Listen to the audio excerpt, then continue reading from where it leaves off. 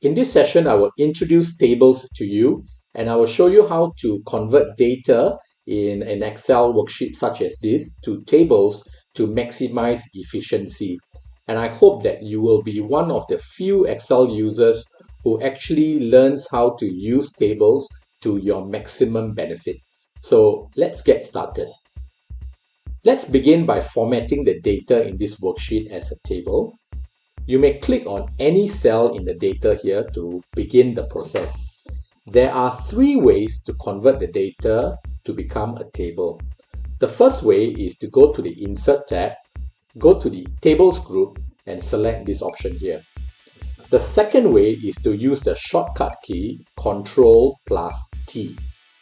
And the third way is to go to your Home tab, go to the Styles group here and select this Format as Table option. I'm going to click on this and you'll immediately see a couple of formats that are available to you. Choose the format that you would like. So for example, I'm going to select this option here. And once you have done this, Excel will detect the data that you have in this worksheet over here. So the data has begun from over here all the way down to column E and row 26. My table has headers, so I'm going to select this option here.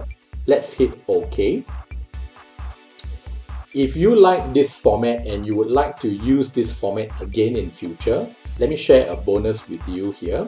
What you can do is to right click on this option that you have selected, this format, select duplicate and set this as a default for this document. So later on, if you're going to create tables in other worksheets in this document, Excel will use this as a default. So that's a useful tip here.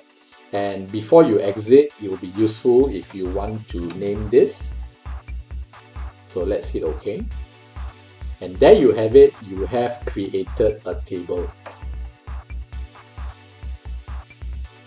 Once you have created a table and at a later point, if you do decide that you no longer want this table and you want to convert this back to the data range, you can simply do this by selecting any part of the table here like such. Go to the Table Design tab here, go to the Tools group and select this option here. And let's convert this to a normal range and let's hit yes. So let's undo this because I still want this as a table. Once you have created the table, it is important to give the table a name. This will help Excel make reference to this table and its contents subsequently. To do this, click on the Table Design tab, go to the Properties group and under Table Name here, give a unique and meaningful name to your table. So I'm going to call this Salespersons by Country and hit enter. Do take note that Excel doesn't allow spaces between the names. If you wish to rename the table subsequently in future, you simply need to hit the Formula tab here, go to the Define Names group and select Name Manager. So let's look for the name of the table that we created earlier. So it's Salespersons Country. Let's select this. And you will notice that Excel has correctly referenced this table here. It's Worksheet 27A, Introduction to Tables. And it begins from column B10 and it goes all the way down to column E26.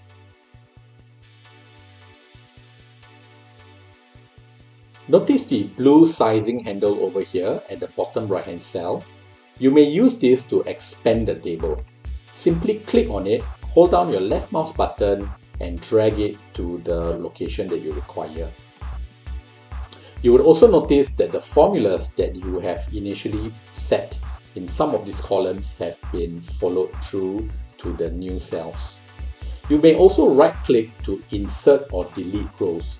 So for example, I'm going to right click over here and I'm going to delete this row. You may also right click to insert rows. So over here, I'm going to insert a row below. You would notice that the data in this table has now expanded all the way down to cell E30. If I were to click on the Formulas tab here and Name Manager here, and select the name of the table that we have created, which is over here, you would notice that this change is reflected over here.